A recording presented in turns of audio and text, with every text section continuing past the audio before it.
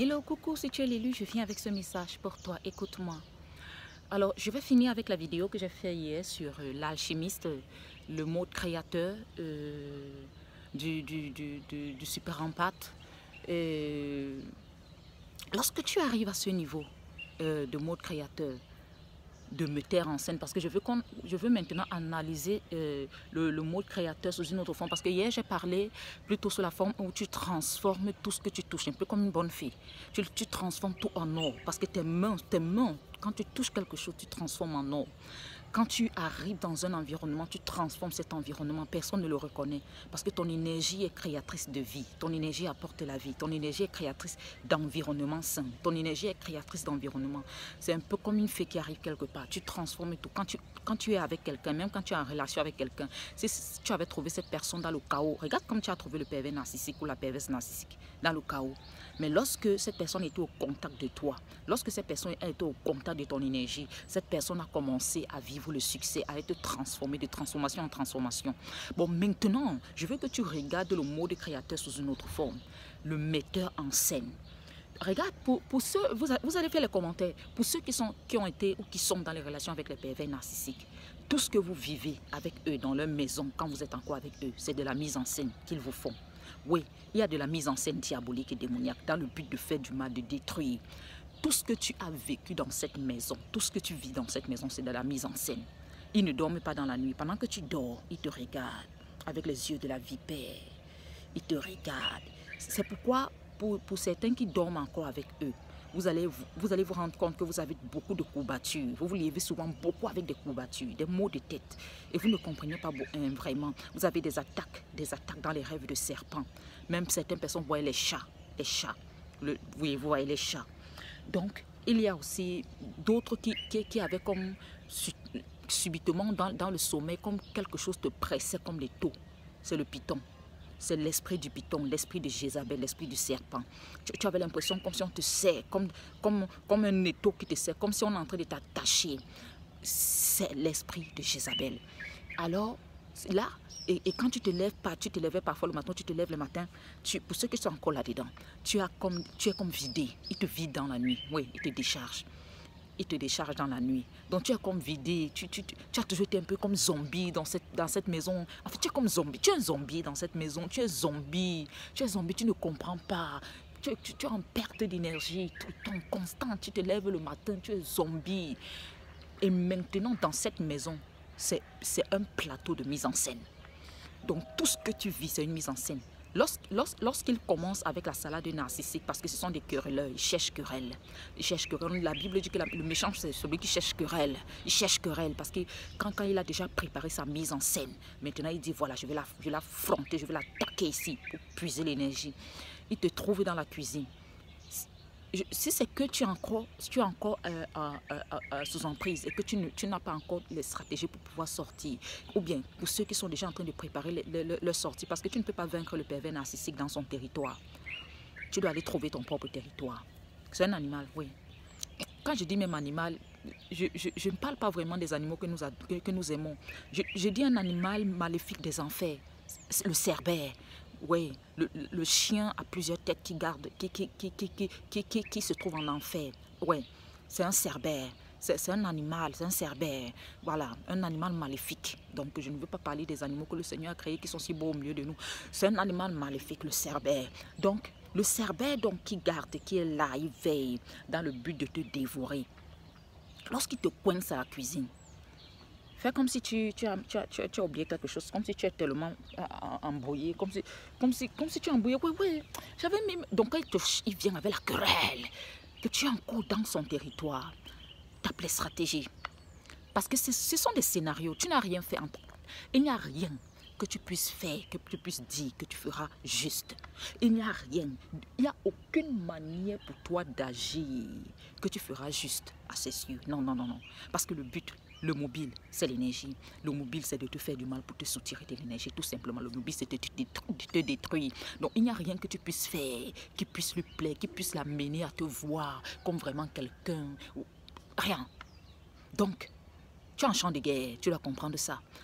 Donc, en attendant de préparer ta sortie d'emprise, Comme tu creuses le sol doucement, chaque jour, tu creuses avec une fourchette. Et un jour, tu vas finir par sortir de l'autre côté. Sois très, très malin. Soit on appelle ça l'intelligence divine. Parce que je vais te dire, l'élu, on les bat, on les combat, on les affronte avec une sorte d'intelligence. Et cette intelligence-là, c'est l'intelligence divine, rien d'autre.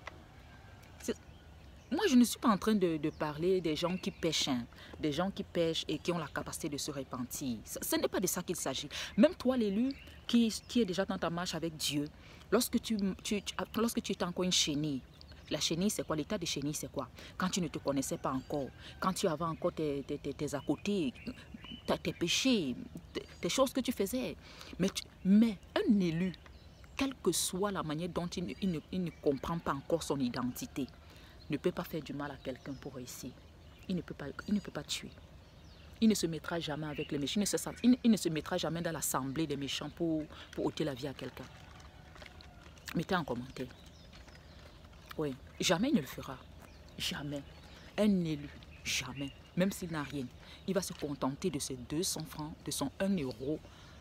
Il va se contenter de manger la patate chaque jour. Il va même prendre ça partager avec quelqu'un qui est encore plus démuni que lui. Il ne fera jamais du mal. Même s'il a son petit péché. Là, moi, je ne suis pas en train de parler des gens qui ont le péché, qui ont... Non, non, non, je ne parle pas d'eux. Je parle de la semence du diable qui marche sur cette terre et qui n'ont aucun droit avec l'héritage du Seigneur. Pensez ce que vous voulez. Parce qu'il y a des personnes qui m'envoient des commentaires là. Le Seigneur ne m'a pas envoyé. Si c'est que... Le Seigneur m'a envoyé dire la vérité. Il y a la semence du diable qui marche sur cette terre. Ils n'ont aucun droit. Leur but, c'est d'égorger, de détruire le Fils des Lumières pour pouvoir s'accaparer de la terre. Et il y aura une guerre qui va se lever. Et ça sera terrible. La Bible parle de l'Armageddon. Ce n'est pas moi qui ai parlé de ça.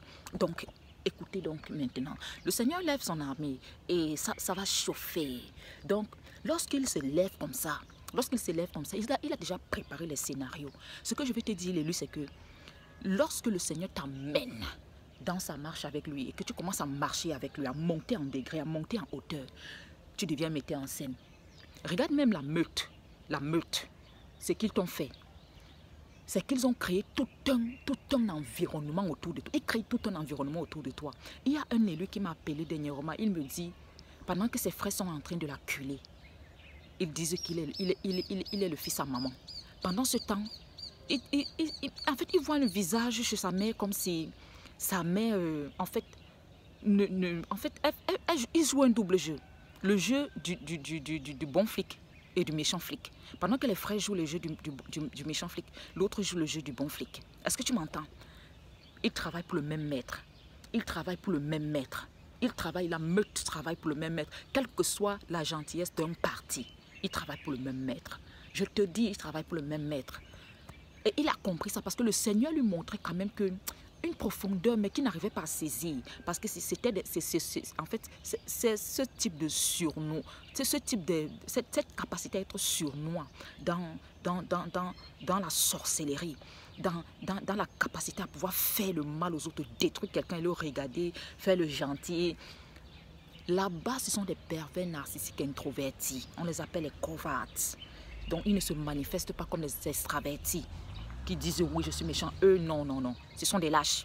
Ils n'acceptent pas ouvertement. Ils peuvent même être très religieux. Très religieux. Mais ce qu'ils peuvent faire, mon ami, ils partagent des... Oh Seigneur, ce qu'ils peuvent faire, ils te détruisent.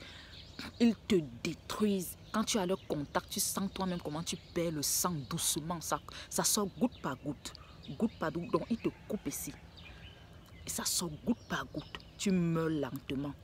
Est-ce que tu m'entends? C'est comme ça que tu les introvertis, les narcissiques introvertis, ils tuent.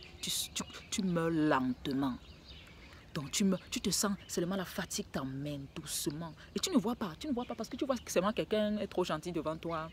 Mais le Saint-Esprit te dit, il y a un discernement. Tu te rends compte que il y a quelque chose sur cette personne. Et quand il commence à te puiser, quand il sait déjà que tu es déjà en train de perdre du sang, que la saignée est déjà en train d'être importante, il se retire de toi. tu vas te rendre compte que la personne qui était toujours là, trop présent. Mais pourquoi est-ce que la personne là n'est plus près de moi? Et non, il se retire de toi. La personne qui te donnait son attention, qui était là, ils sont attentionnés, présents dans les conversations, ils vont vous amener.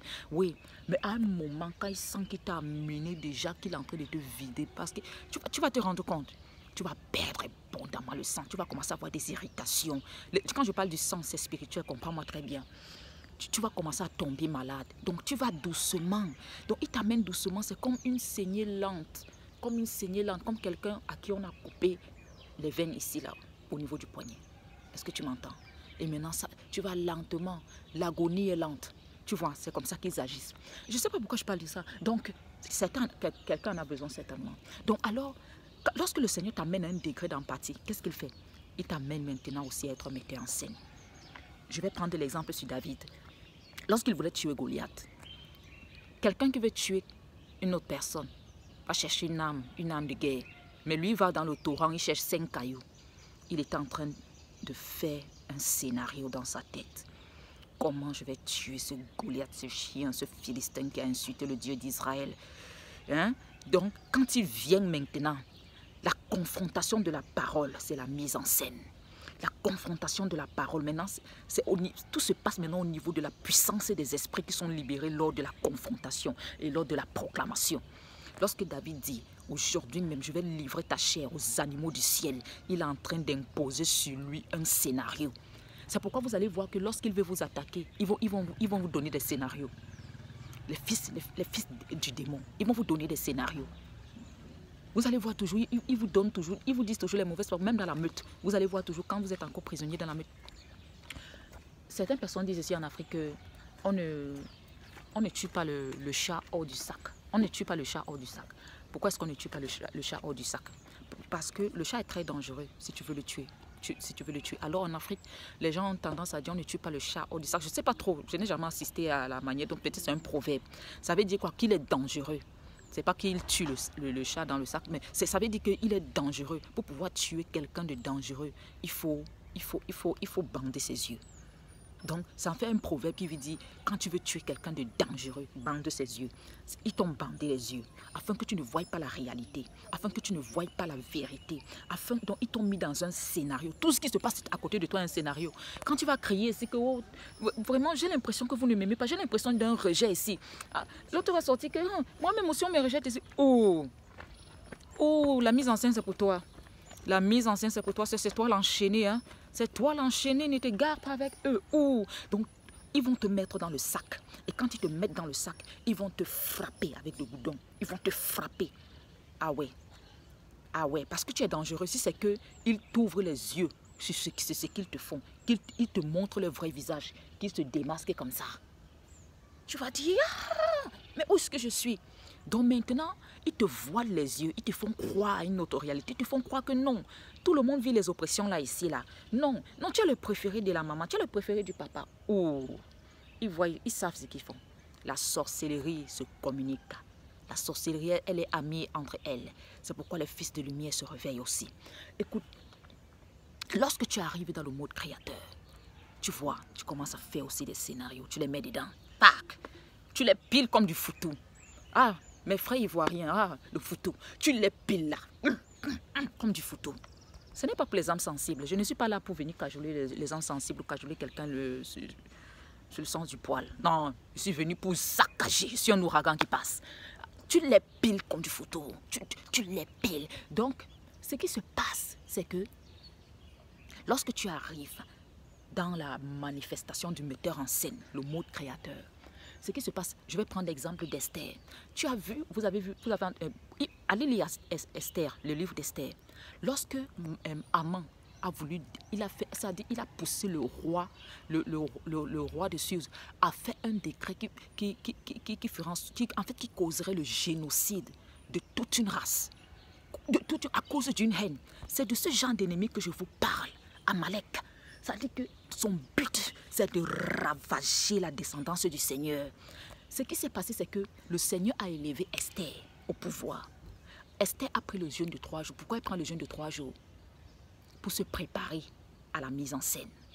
Et quand elle est sortie de ce jeûne, elle était ointe. puissante. D'où le célèbre jeûne d'Esther, de la reine Esther. Quand elle sort de ce jeûne, elle est puissante. Les protocoles, les interdits qui étaient dans ce royaume, Esther les a brisés. Parce qu'elle était entrée dans une dimension qui fait en sorte que quand tu viens dans ce règne-ci, quand tu atterris dans ce règne, tu es un metteur en scène.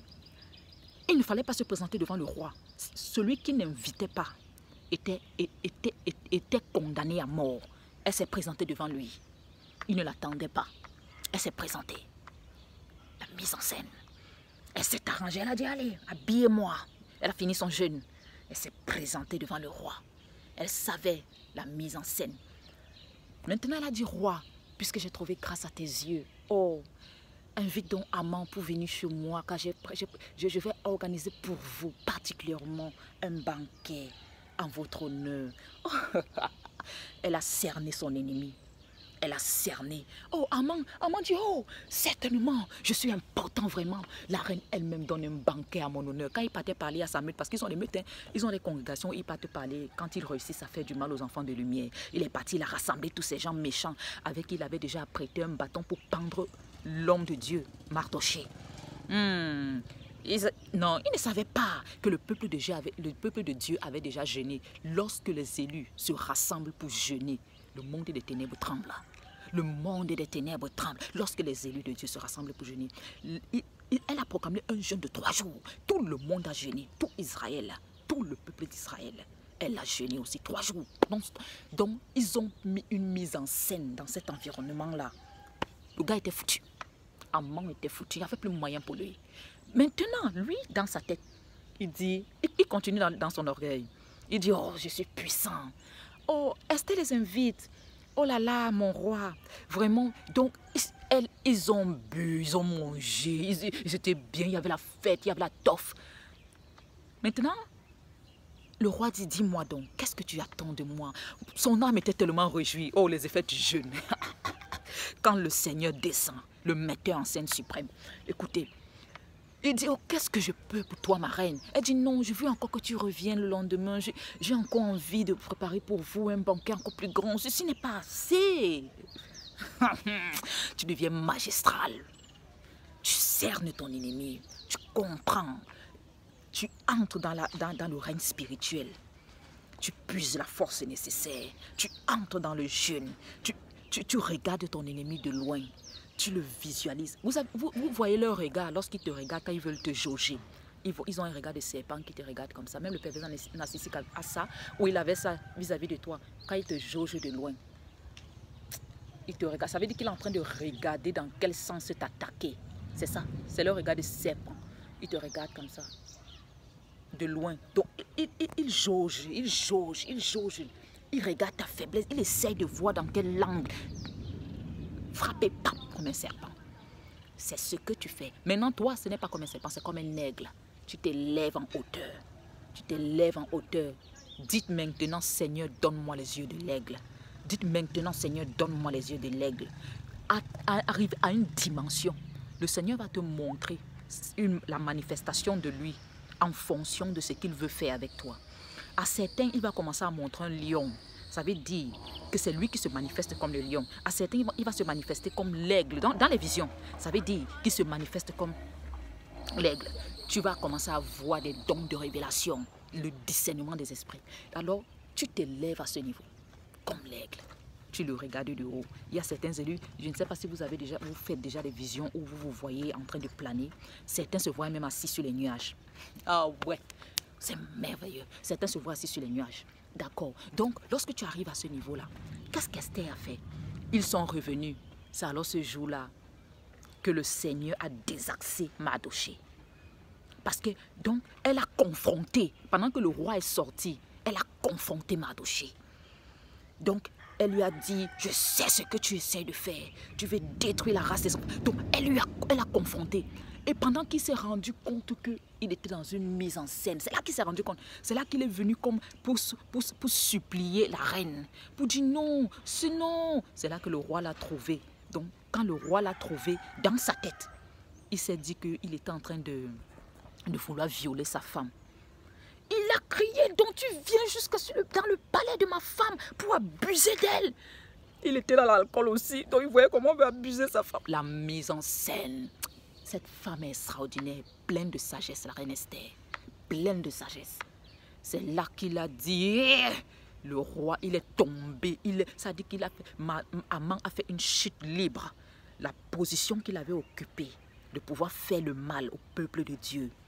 C'est une chute libre, comme une mangue qu'on accueille. Une chute libre, sans précédent. C'est de là qu'est venue sa chute. Allez, on l'a pendu au bois, c'était fini, c'était fini. C'était fini, la main de Dieu, la main du metteur en scène.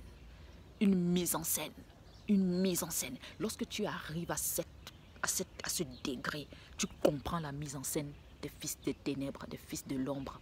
Et maintenant, quand tu arrives à ce degré, tu es capable aussi de les mettre dans des scènes. De les tourner sur ton plateau de scène, bien, de les piler comme on pile foutu là. Oui, c'est comme ça. Est-ce que tu m'entends, l'élu? Est-ce que tu comprends d'où je t'emmène? Je t'emmène à un niveau, monte en degré. Je t'emmène à un niveau, monte en degré. Est-ce que tu m'entends? L'élu, le metteur en scène. Essaye de regarder ces vidéos. Tu comprends parfaitement par rapport à ce que tu es en train de vivre. Pour ceux qui ont, peut-être le pervers narcissique vous amène, ça dit qu'il va vous amener dans des environnements, ce sont des environnements préparés. Les pervers narcissiques, lorsque tu sens que tu ne contrôles rien, ça dit que c'est comme si on a préparé quelque chose, on t'attend. Ne réagis pas. Si on te donne une chaise à t'asseoir, ne t'assieds pas sur cette chaise. Ça dit fais tout à l'envers. Tout ce qu'il te demande de faire, fais à l'envers. Ça veut dire tu vas commencer à déconstruire petit à petit le scénario maléfique. Tu vas commencer à le déconstruire petit à petit. Tout ce qu'on te demande de faire, fais-le à l'envers. Si le jour là on te présente le jus, parce qu'ils savent que tu bois le jus, on va mettre les bouteilles de jus, bois l'alcool. Dis, moi aussi je vais goûter. Non. Est-ce que, laisse-moi. Ah non, les gens changent vraiment. Prends une bonne bouteille de whisky, assieds-toi, tape-toi quelque part. Fais comme si tu sirotes ça, doucement, ailleurs. Donc, tout ce qu'ils vont... En fait, je suis en train de t'amener à un niveau de combat spirituel. Sois indiscernable, sois insaisissable, sois...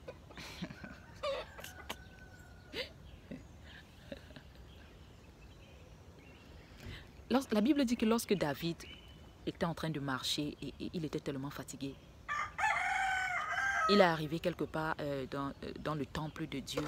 Il avait faim. Il y avait des pains qui étaient seulement pour c'était les pains de proposition. C'était interdit à un homme de manger. David a mangé ces pains. Ce que je vais te dire, c'est qu'il est lu. Ta vie est plus importante que tout interdit sur cette terre. Ta vie est plus importante lorsque le Seigneur veut sauver ta vie. Où les hommes disent qu'on ne part pas. Tu traverses cet endroit. Si c'est un arbre sacré qu'on dit que personne n'a jamais touché ça, personne n'a jamais... Tu vas passer là-bas. La puissance de l'élu est phénoménale. Et quand Jésus-Christ est venu, il est venu appuyer cela en disant, le Fils de l'homme est maître du sabbat. Les paroles que je dis sont esprit et vie. Écoute l'élu. Que le Seigneur te protège. Que le Seigneur garde les élus. Que le Seigneur les préserve de tous ces méchants. Bientôt c'est la fin. Le règne est aboli. Alors, c'est Queen Titi dans White Diamond Royal Ministry. Que le Seigneur vous bénisse, qu'il bénisse tous les élus et qu'il bénisse ce ministère. Merci.